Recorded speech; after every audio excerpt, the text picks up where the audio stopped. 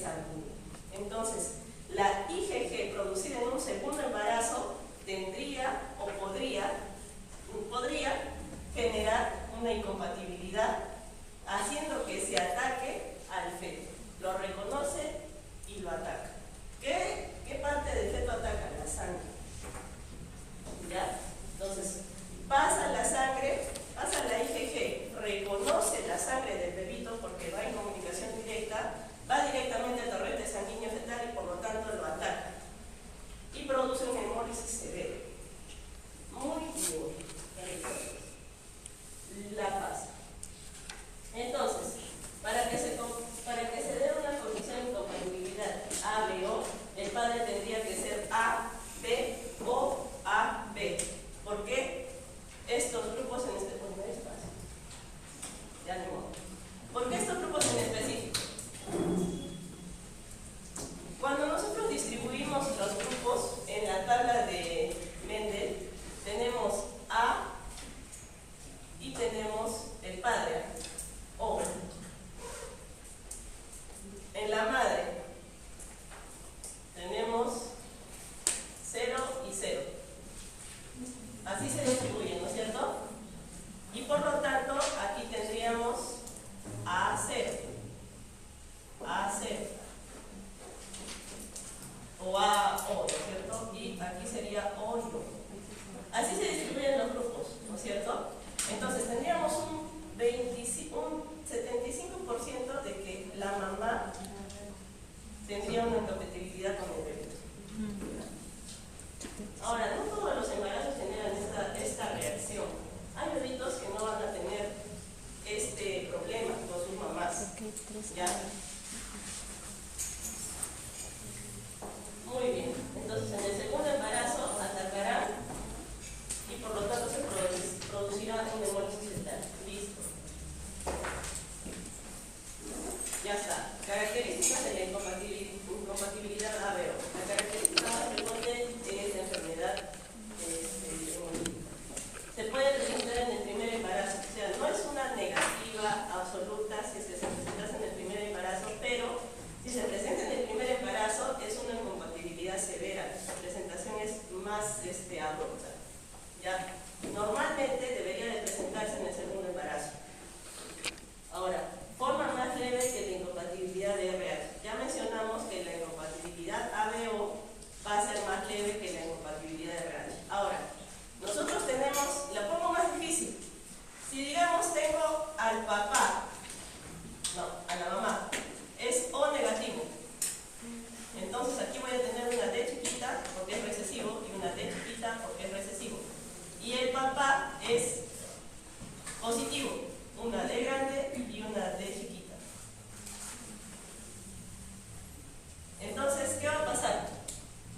El bebito podría ser positivo, ¿no es cierto? Ahora, ¿a quién le hago caso? ¿A la incompatibilidad de grupo o a la incompatibilidad de RH? No. La incompatibilidad de grupo es un factor protector para la incompatibilidad de RH. Si yo tengo una incompatibilidad de grupo, va a ser un factor que va a proteger a mi bebito. Se va a formar más rápido la incompatibilidad ABO que mi incompatibilidad de RH. Y por lo tanto, tendría yo una patología menos severa. Podría proteger al bebito. Identificarlo a tiempo. ¿Ya? Ahora, el antígeno del sistema ABO también se encuentra en células epiteliales, células endoteliales y placenta.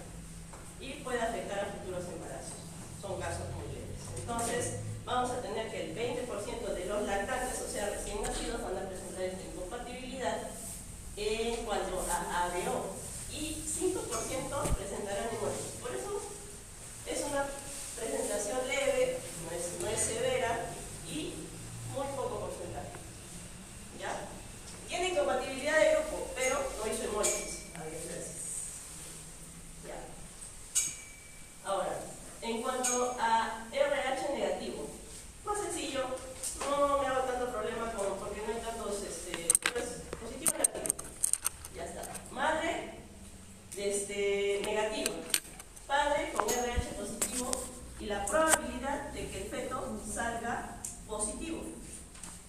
¿ya? Solamente habrá un 25% de que el feto sea negativo, igual que la madre, ¿ya?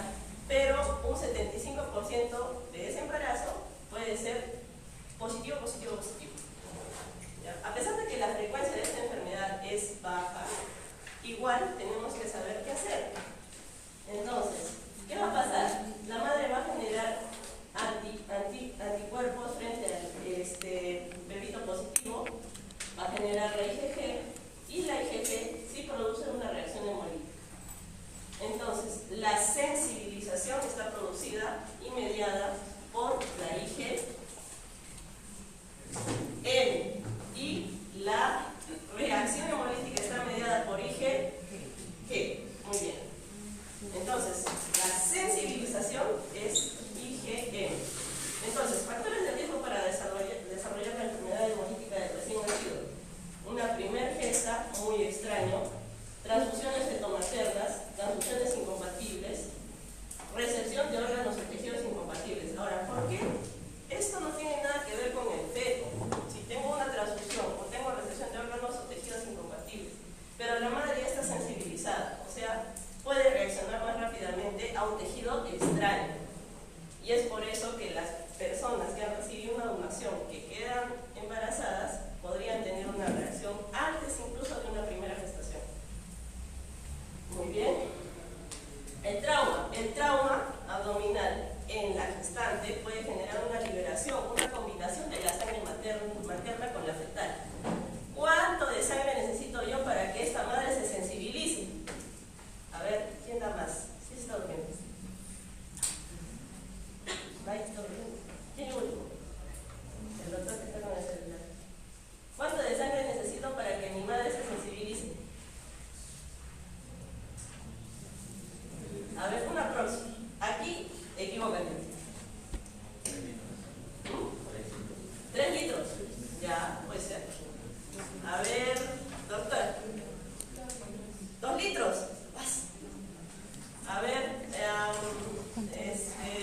mi grupo. Doctora, Stephanie. ¿Cuánto es? ¿Nada? ¿1 litro? 0.1 mililitros. Solamente necesito una gotita de sangre para poder sensibilizar a mi mamá. Ya, 0.1 mililitros.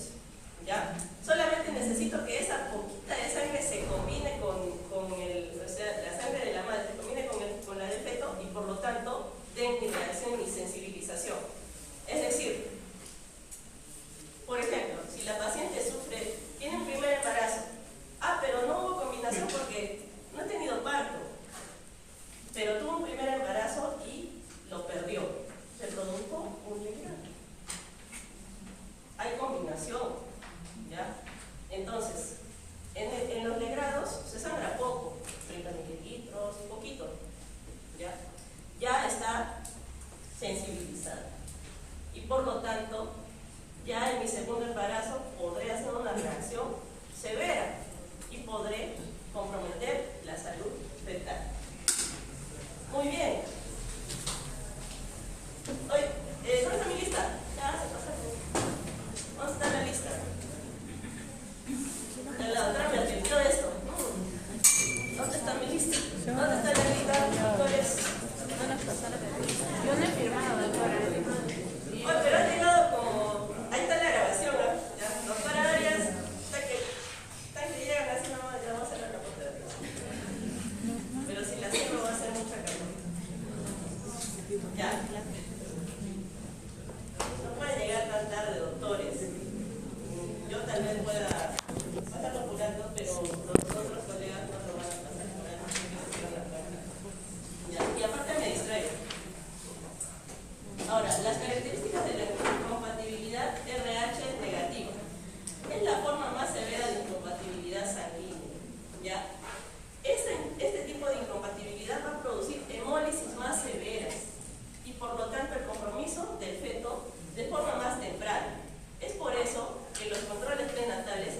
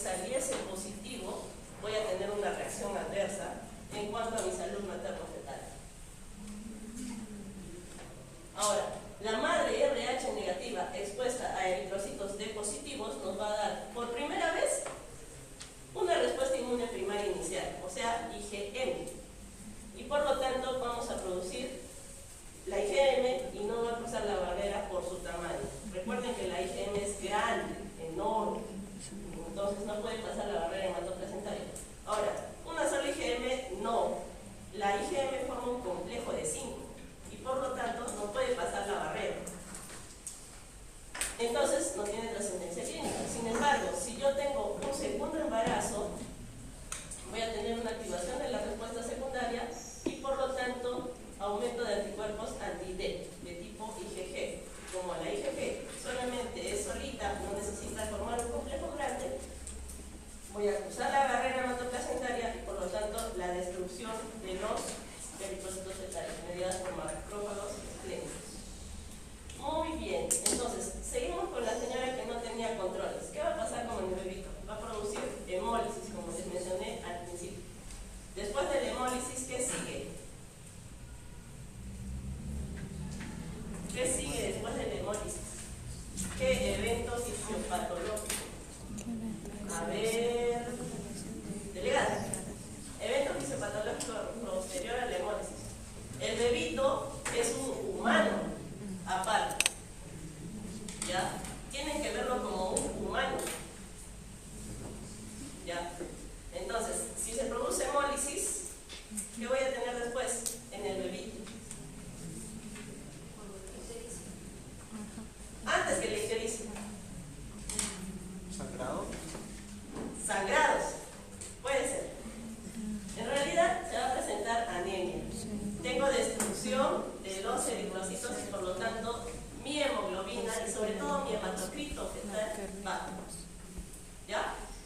Recuerden que a pesar de que es un humano, en toda su apogeo de formación, voy a tener diferentes estirpes de formación eritrocitaria y por lo tanto se produce una destrucción de los eritrocitos a nivel de eritroblastos, ¿ya? Entonces, vamos a tener una destrucción, o sea, una anemia, posterior anemia y luego hipoxia. ¿Y qué va a venir después de la hipoxia? ¿Qué viene después de la hipoxia? Una hipoxia sostenida, porque a veces no nos damos cuenta de que está produciéndose esta complicación.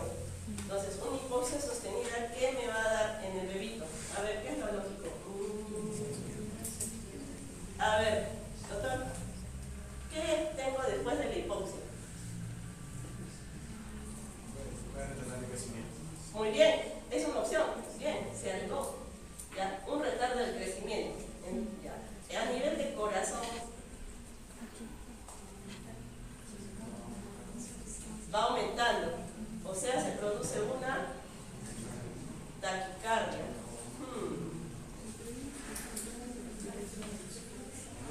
Recuerden que la taquicardia, cuando hay una hemorragia, se presenta como un signo agudo, ¿no es cierto? La presión arterial es la que baja. Pero yo le podré medir la presión a este bebito, le podré poner un esfigmomanómetro. Ya no te muevas. En realidad, lo único que nos ayuda cuando nosotros queremos tener una evaluación fetal, bueno, un método no invasivo es la ecografía, ¿no es cierto? Vamos a tener insuficiencia cardíaca en el bebé. ¿Ya? Se va a presentar insuficiencia cardíaca. Ahora, ¿cómo se presenta en el bebito? ¿Cómo puedo evaluar yo una insuficiencia cardíaca? Ciertamente, no tenemos mayores signos o podemos hacer una ecografía Doppler, tanto del corazón como a nivel de cerebro. O sea, ya son estudios específicos, muy sofisticados. ¿Ya? No todos los ginecólogos tenemos la pericia para hacer un ecodoppler para detectar este tipo de patología o ver si es que hay una complicación fetal. Ya lo veremos al último. Entonces, produce una insuficiencia cardíaca. ¿Qué va a producir la insuficiencia cardíaca? ¿Qué produce la insuficiencia cardíaca? Congestión. Muy bien. ¿Quién dijo congestión? Ahí está, muy bien. ¿Qué más?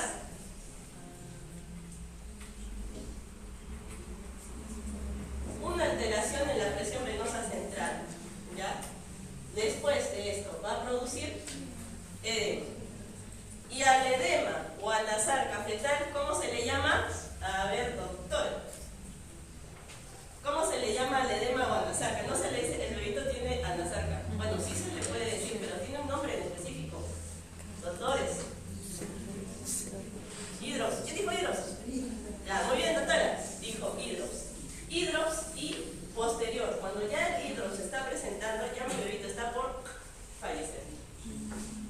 ¿Ya? Conclusión, bebito falleció. No lo identificaron la complicación a tiempo.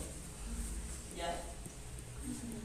Entonces, vamos a tener bebitos hinchados, ¿no? Este bebito tiene aproximadamente 22 semanas, justo cuando la doctora dijo que teníamos que intervenir. Es una presentación severa porque en una edad gestacional muy corta ya presentó complicaciones por una incompatibilidad, sea de grupo o sea de RH. Que tenga una incompatibilidad de grupo no quiere decir que esto, o sea, una presentación severa, no se pueda presentar. Recuerden que la medicina no es una ciencia de certezas, sino de probabilidades. ¿Ya? Y ustedes tienen que utilizar todo lo que esté a su mano para identificar este tipo de riesgos y detectarlos a tiempo, enviarlos al lugar que sea necesario para poder evitar esto o esto. ¿Sí? Muy bien. Esos dos doctores que ingresaron creo que ya no me firman la historia que diga la asistencia, por favor. Aunque el doctor está desde temprano, pero la doctora que llegó recién, por favor. ¿Ya estabas aquí? Ya estaba hace un buen rato. Ah, ya. ¿Por qué te llevas tu bolso? Es que pensé que se atrasaba, vacío. Ah, ya. Bueno, está bien. Muy bien. Ahora, en la ecografía. La práctica como médicos generales a veces lo lleva a realizar ecografías obstétricas, donde van a evaluar esto. ¿Esto qué es?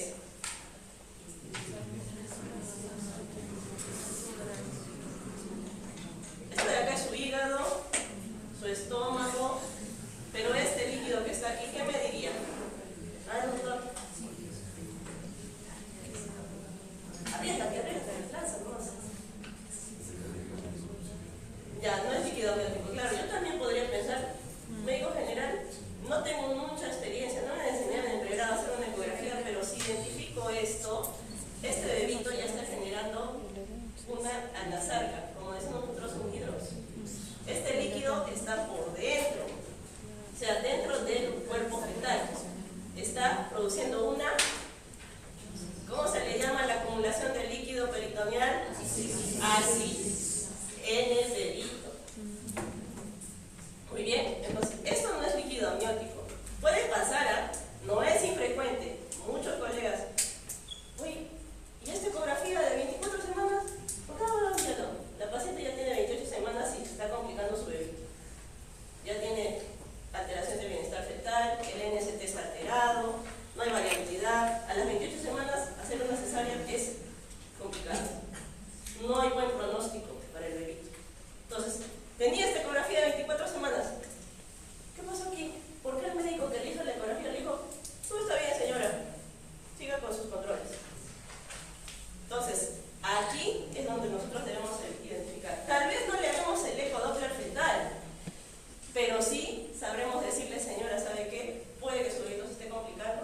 Le recomiendo que vaya al hospital o a un centro especializado para que puedan ver qué pueden hacer con su bebito, porque probablemente tenga acumulación de líquido en su pancita, lo cual no debería suceder. ¿Ya? Le explican a la paciente, tienen que utilizar palabras que la paciente entienda. No le van a decir, bueno, señora, su bebito tiene anasarca. Bueno, ahora cumpleaños, ¿cierto? Pero la paciente tiene que saber de que ustedes están enviándola por algo grave. Ya, aquí, a ver, doctor, ¿qué cree usted que es esto de aquí? Se ve como un corazón. Bien. ¿Y aquí qué hay? Líquido pericárdico. Perfecto. Doctor, usted evidenció esto a las 24 semanas y le dijo, señora, ¿sabe qué? Tiene que ir a hacerse tratar, no sé, porque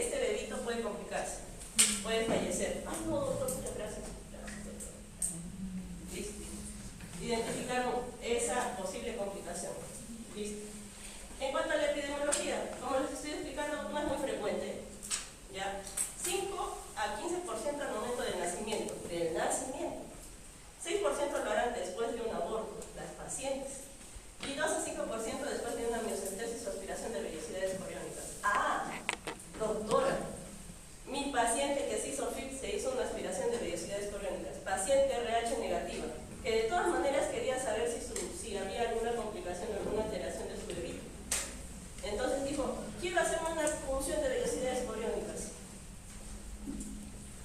Yo, como la vellosidad coriónica, o sea, el procedimiento genera ingresos, entonces ahí sí. Pero tienen que explicarle el riesgo a la paciente, riesgo de que ella pueda quedar inmunizada y por lo tanto no pueda tener otra gestación. Ojo que la paciente que ahora se hace FIP no tiene más de 35 años a veces, porque no pueden quedar embarazadas por antecedentes de... ¿Qué antecedente podría generarme una complicación que me lleve a no tener bebitos? A ver, doctora, 1, 2, 3, 4. No, mire para atrás, doctora, usted. No. Antecedente ginecológico que puede generar que yo ya no pueda quedar embarazada y necesite de procedimientos de alta complejidad. Legrados. Legrados. ¿Sabe qué? Que no tiene, o sea, no tiene más de 35 años esa paciente y ya no puede tener bebitos. ¿Qué pasa? Legrados. Ella se provocó los legrados. Tenía fuertes inflamaciones pélvicas. Ya han pasado ginecología. ¿Ya? Entonces, debe de ser un signo de alarma para ustedes. Y esa paciente casualmente era RH negativo. ¿Ya? No fue hasta sus 36 años en donde se dio cuenta que quería tener un hijo y por lo tanto tuvo un FIP. Aparte de tener los legrados donde ya se sensibilizó, tuvo la aspiración de vellosidades coriónicas. ¿Ven cuánto se complica a la gente la vida? Y ahí van a entrar a tallar ustedes, porque esa va a ser parte de su práctica clínica. Muy bien, si la madre tiene transfusiones sanguíneas, RH positivo previas a la primera gestación, porque ya recibí una sangre extraña, tengo más sensibilidad a los cuerpos extraños. Muy bien, ya vamos a terminar. Diagnóstico. Para yo diagnosticar que este bebito puede producir o está produciendo una complicación con respecto a RH, porque si yo sé de que esa madre es RH negativa,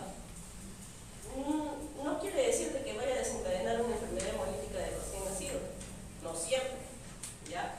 Para detectar de que esta paciente podría tener un mayor riesgo de complicación está el CUMS indirecto. El CUMS indirecto se realiza a partir del suero de la madre. Entonces, realizo yo mi centrifugación, saco el suerito y lo pongo le coloco un reactivo. Y ese reactivo hace que se aglutinen, entonces el CUMS es positivo. Y si el CUMS es positivo, necesito dar mayor seguimiento. No hay un tratamiento, no voy a hacer que la paciente cambie de RH, ni tampoco de grupo de sangre, ni tampoco voy a poder hacer nada con respecto al grupo de sangre del bebé. Pero quiere decir que se está sensibilizando. Y si se está sensibilizando, la posibilidad de complicación es mayor. Entonces, cuando yo tengo la sensibilización, o sea, el ingreso, el paso placentario de las inmunoglobulinas, en este CUMS voy a tener una reacción donde los eritrocitos se van a hacer como crenocitos. Van a aglutinarse y van a formar una mancha en la reacción. Ahora,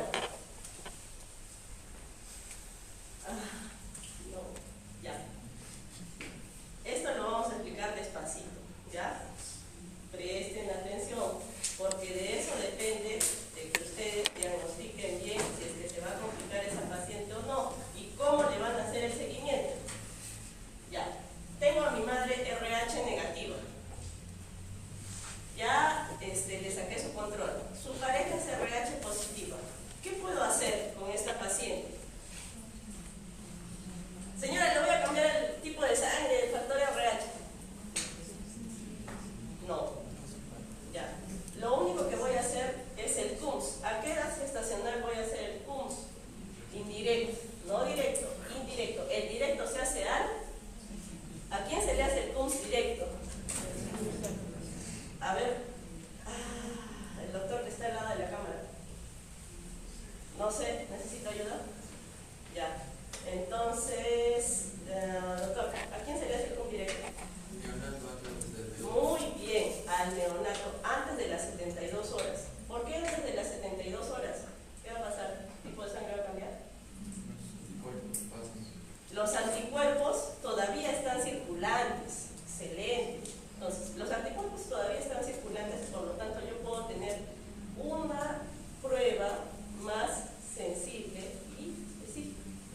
Pero si paso las 72 horas, esos anticuerpos ya se perdieron. Y por lo tanto no voy a poder hacer nada por la madre porque necesito ponerle una vacuna.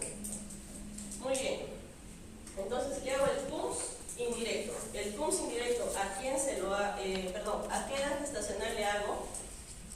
¿A qué edad gestacional dijimos? 28 semanas según la guía MINSA, según la guía de la maternidad, que es la que todos manejamos. Entonces, la guía de la maternidad indica de que se debe tomar a las 28 semanas. Entonces, tengo mi CUMS indirecto que salió negativo. Ah, ya señora, perfecto. Tiene que venir cada cuántas semanas. ¿Cada cuántas semanas vendrá esa mamá? Mire, como el Ministerio de Salud tiene pocos recursos, la va a citar a las 28 semanas, a las 32 semanas y después el CUMS indirecto va a tener que ser tomada en el posparto, pero al recién nacido. Perdón, el CUMS directo. El CUMS directo va a tener que ser tomado en el recién nacido. ¿Por qué? Porque tengo pocos recursos. Sin embargo, otras guías, otras bibliografías indican que el CUMS debe ser tomado cada 4 semanas, es decir, 28, 32, 36 y posterior al parto, ¿no? Entonces, voy a tener que la mamá no está sensibilizada si tengo mi CUMS indirecto negativo.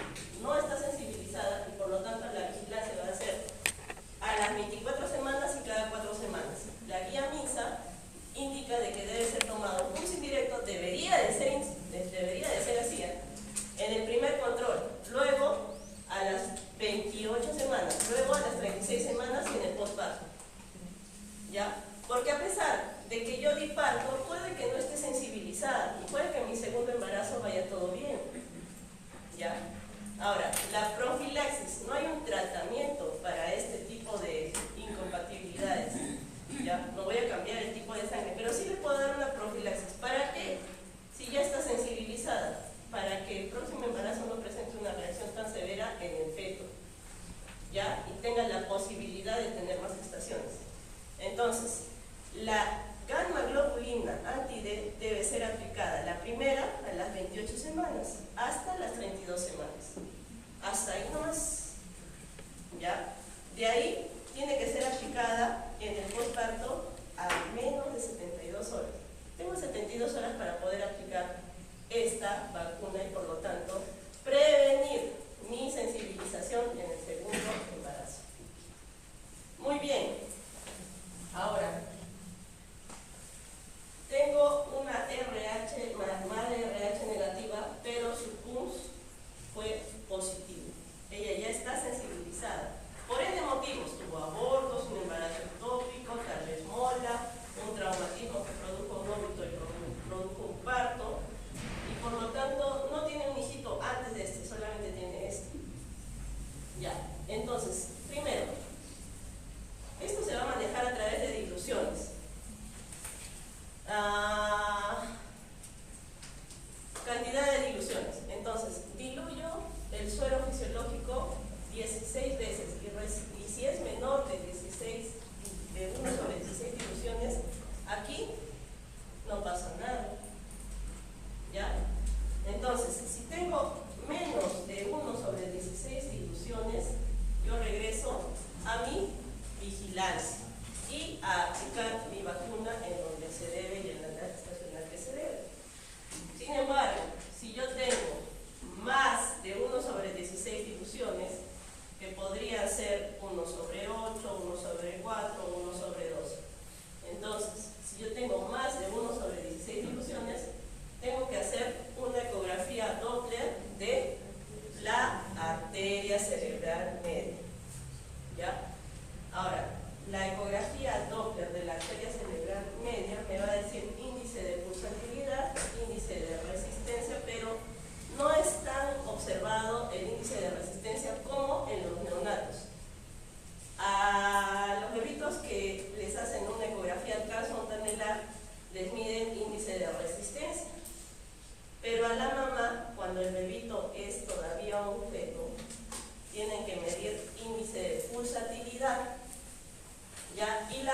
velocidad sistólica.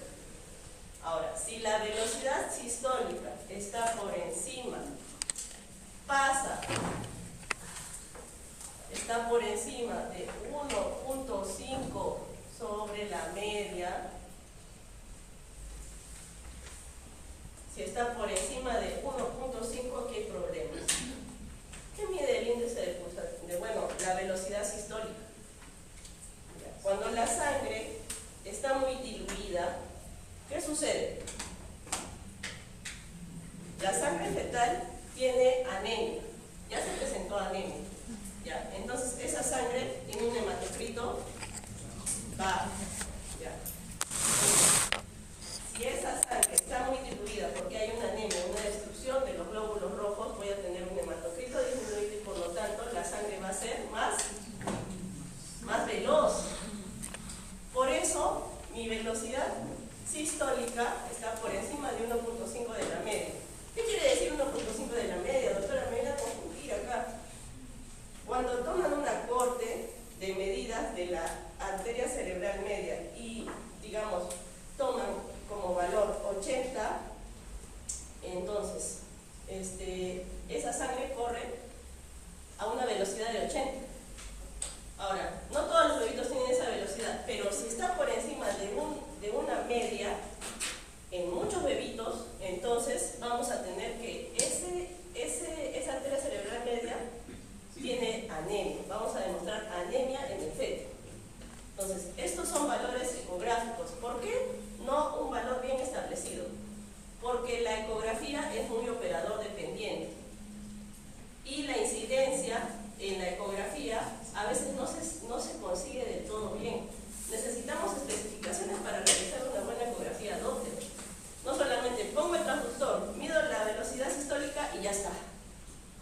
Puede variar, tiene variaciones. Entonces es por eso que nosotros tomamos la arteria cerebral media y su velocidad sistólica. Y por encima del 1.5 en una corte de bebitos, porque hay tablas para esto.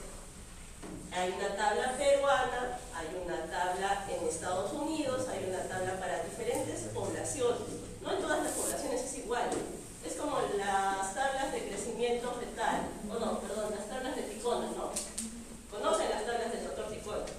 Él pesó a muchos bebitos en todo el Perú y por lo tanto esas tablas se aplican para los neonatos. Iguales. Entonces, tenemos por encima de 1.5. Ya, doctora, entonces, ¿sí tiene anemia? Sí tiene anemia. ¿Ya? Pero todavía no está del todo demostrado. Recuerden que la ecografía de la arteria cerebral media es un método no invasivo. Necesito una prueba confirmatoria. Ah, ya. Perfecto. No hay problemas, doctor. Tenemos más pruebas. Tenemos que hacer una cordosíntesis. Procedimiento invasivo por todo invasivo. Necesito hacer una punción con guía ecográfica para usar el cordón umbilical. Saco sangre del cordón umbilical y a ese cordón le mido el hematocrito. No la hemoglobina, el hematocrito. Muy bien. Entonces, después de esto voy a tener que hacer. ¿Listo? Entonces, si mi hematocrito está por encima de 30, ya. Perfecto, entonces esta condición me dice que todavía puedo esperar, ¿ya? Tal vez tendré que realizar algún manejo en la paciente, todavía no, puedo tener un manejo expectante. Es decir, la arteria cerebral media está alterada, sí, pero puedo hacer una alteración transitoria. ¿Es un signo de alarma en una paciente con RH negativo? Sí. Pero no tengo que hacer nada porque ya le hice un procedimiento invasivo y por lo tanto determiné que mi hematocrito fetal está en más del 30%. Ya está. Entonces ahí mi manejo es expectante. No tengo nada que hacer, nada más que hacer con ese bebé. Bueno, le haré controles seguidos, ya no de PUMS, porque el PUMS ya me ha dicho que está sensibilizada la paciente. Ya le tendré que hacer controles con ecografía Doppler. ¿Cada cuánto tiempo? Cada 2 semanas. Algunos hasta le hacen cada semana. Algunos solamente dicen, bueno, control de la arteria cerebral media cada mes. Pero ya recuerden que cuando nosotros hacemos nuestro PUS está con 28 semanas como mínimo.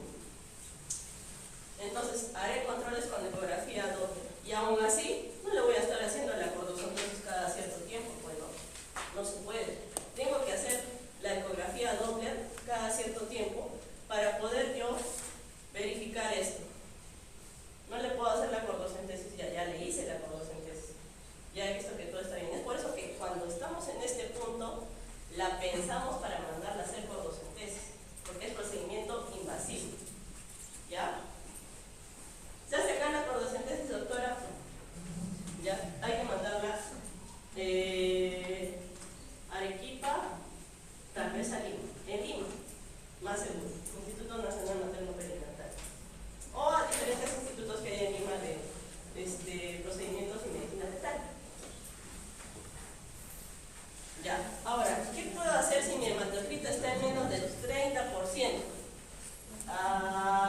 No sé si les habrán mencionado en otra clase, sin embargo, cuando nosotros tenemos una alteración en el feto, también podemos ver complicaciones en la placenta. O sea, podemos incluirlo porque, si bien es cierto, el bebito es un humano aparte, la placenta es un órgano muy importante para que el bebito siga viviendo. Entonces, si es que hay una anemia en el bebito, hay complicaciones en la placenta, hay este llamado, a veces síndrome de espejo, ¿ya? Que puede generar complicaciones del bebito hacia la madre. A veces puede pasar, ¿ya? No quiere decir de que nosotros no tenemos ninguna complicación con respecto al RH más que la complicación fetal, ¿ya? Recuerden que la placenta, al liberar factores de inflamación que pueden ser generados en el momento en que se identifica una anemia o un daño o una noxa, entonces podemos tener complicaciones con respecto a la placenta. Insuficiencias placentarias, tal vez. ¿Ya? Entonces, no solamente vamos a estar monitorizando con ecografía Doppler, de la arteria cerebral media. También el componente del Doppler, de la ecografía Doppler, incluye la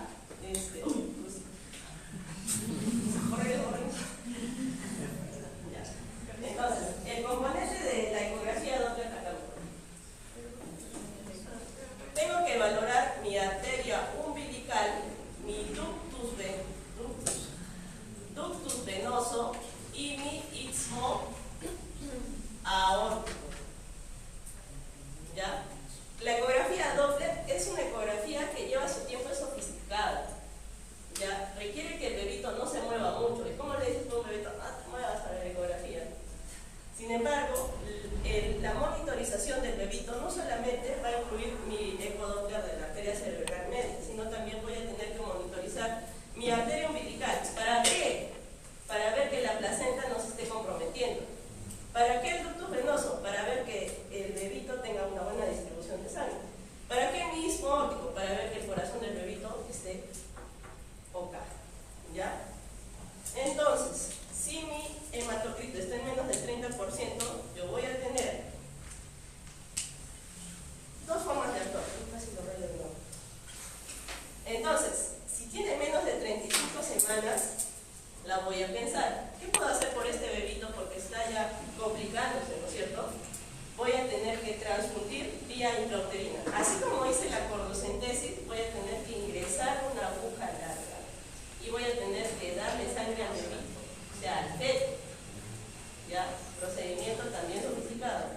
Hay bebitos que han sido diagnosticados a la semana 28 y les están dando cada semana una transfusión. Claro que la mamá tiene que estar completamente monitorizada y tiene que permanecer cerca del hospital, porque se puede complicar en cualquier momento. Entonces, voy a tener que realizar una transfusión intrauterina. El bebito es un ser humano y puede ser transfundido. Microtransfusiones. Si a un recién nacido tengo que transfundirle, o sea, si quiero hacer una transfusión a un recién nacido, ¿cuánto de volumen puedo colocarle? ¿Ya han hecho neonatología? Ya puede. ¿Cuánto de volumen puedo darle a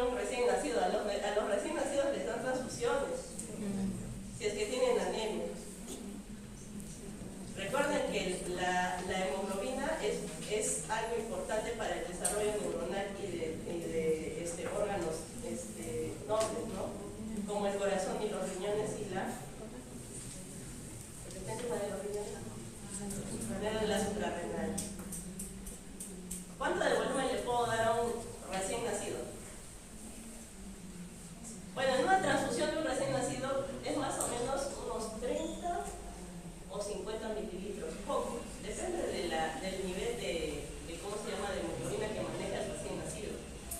El bebito, el feto, más o menos esa cantidad, ¿ya? Es poquísimo, o sea, no es mucho, es un procedimiento bastante fino. Entonces, requiere una transfusión el bebito, y es un ser humano que requiere una transfusión. Ahora, si mi embarazo tiene más de 35 semanas, bueno, tengo que terminar el embarazo. Puedo terminar el embarazo por la vía que sea necesaria. Ahora, doctora, entonces le vamos a hacer una cesárea ya. Preparémosla para cesárea. ¿La prepararía para cesárea? ¿Sí? A ver, doctor, ¿la prepararía para cesárea? ¿No? Doctor, ¿la prepararía para cesárea? ¿No? Puede dar un parto normal, pero tengo que evaluar mis condiciones. A ver, ¿este bebito va a cubrir las necesidades oxigenatorias que requiere un trabajo de parto? No. ¿Por qué no? No tiene buena hemoglobina y por lo tanto yo necesito que el corazón trabaje. Hay que valorar la vía del parto. No siempre será cesárea, sin embargo, nos arriesgamos a una complicación o a un óbito si es que lo sometemos a trabajo de parto normal. Recuerden que el trabajo de parto normal dura horas, ¿ya? Y aún así yo la someto a trabajo de parto, puede terminar en cesárea. Algunos decimos, ¿para qué la vamos a someter a este estrés? No. Sin embargo, la vía del parto es muy valorada en estos tiempos, porque todo termina en cesárea. La cesárea es un procedimiento quirúrgico que puede generar adherencias posteriores, dolor en la espalda, porque la anestesia es, claro, una anestesia axial, ¿no? No es una anestesia general. La paciente no está dormida, está despierta durante el procedimiento de cesárea.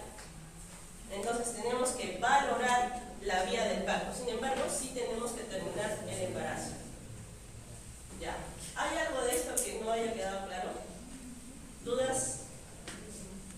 Díganme que entendí. Doctora, por ejemplo, hay una correlación entre la velocidad de la arteria y, o sea, que ya no sea necesario. Por ejemplo, si tengo una velocidad de 3, entonces es como que estoy suponiendo de que sí hay una anemia. Ya no sería necesario el acuerdo.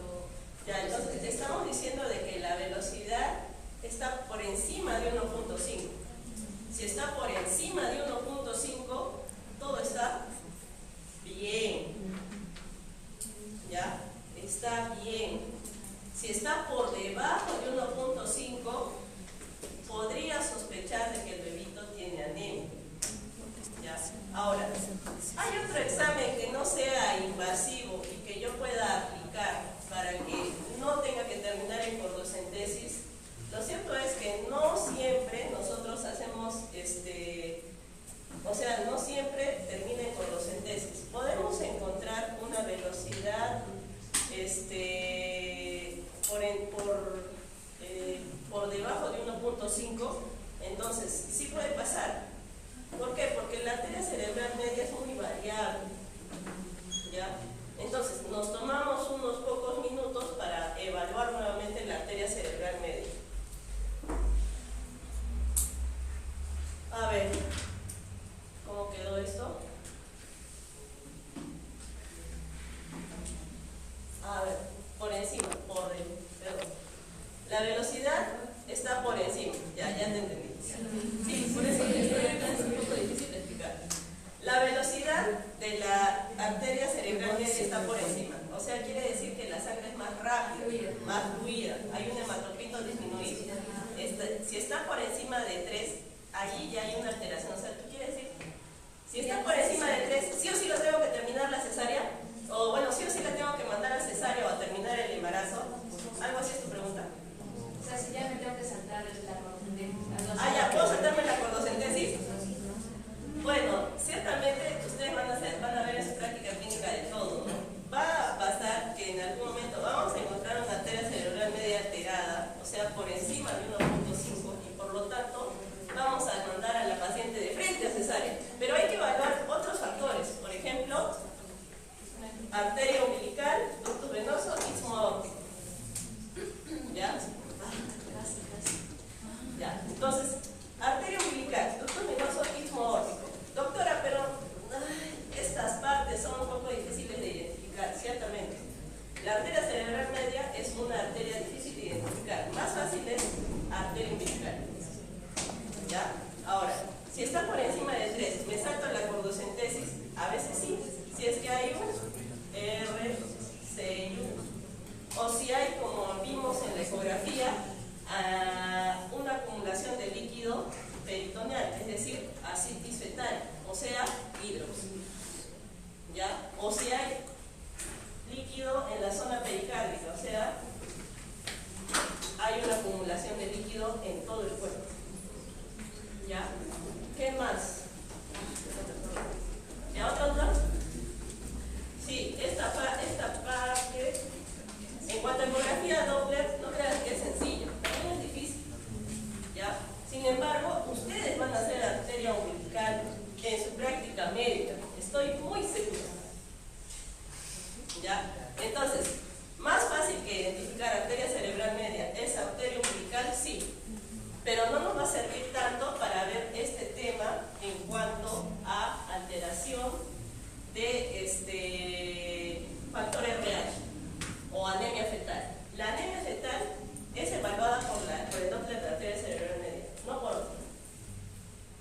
No se puede hacer arteria umbilical, ductus venoso, istmo aórtico, pero arteria umbilical no nos ayuda, ¿sí? Una pregunta, si yo estoy en mi salud y digamos en el pueblito hay una gestante que quizá pueda tener incompatibilidad, Tendría que referirla a un centro de mayor complejidad como el hospital, porque es el único que le va a poder realizar el PUMS. Entonces, si es un lugar rural, tienen que referirla a la ciudad. No la van a mandar solamente al laboratorio, ver el PUMS y de ahí. Tiene que recibir su vacuna. Es una paciente con muy alto riesgo. Por lo tanto, tiene que ser monitorizada ya no en el puesto de salud, sino sus controles pasarían a ser a nivel hospitalario tal vez. ¿y yo cómo lo identifico? O sea, como digo, esa gestante tiene que bajar a la ciudad. O sea, digamos, le pregunto la clase, el grupo que tiene y su esposo. En el primer control prenatal tienen que hacer el grupo y factor. Eso sí lo tiene todo puesto de salud. ¿Ya? O su puesto de salud referencial, que es el nivel 1-4, el centro de salud, que comanda todos sus puestos de salud. Van a identificar el grupo y factor. Ahora, no siempre estamos a cargo del control de la paciente gestante. Casi siempre va a estar, como les dije, la obstetra acompañante. Entonces, la obstetra identificará esta incompatibilidad o esta posible incompatibilidad y por lo tanto la referirá o le dirá, doctora, refiera. ¿Ya? No quiere decir que la paciente tenga incompatibilidad, es madre RH negativa, no es incompatibilidad. La incompatibilidad se determina cuando el bebito ya salió o cuando tengo el PUMS indirecto, en la gestante PUMS indirecto. Y en el recién nacido PUMS directo. ¿Ya? Entonces, tienen que tener bien claro esto, porque en el puesto de salud lamentablemente no se va a poder hacer mucho por la paciente, pero en el centro de salud sí. ¿Ya? ¿Otra duda? A ver, ¿se marearon? No, ya está. Terminamos. Ya. Bien, espero que les haya quedado claro. No tienen dudas, ¿no? Ya. ¿Listo? ¿La lista? ¿No la he terminado?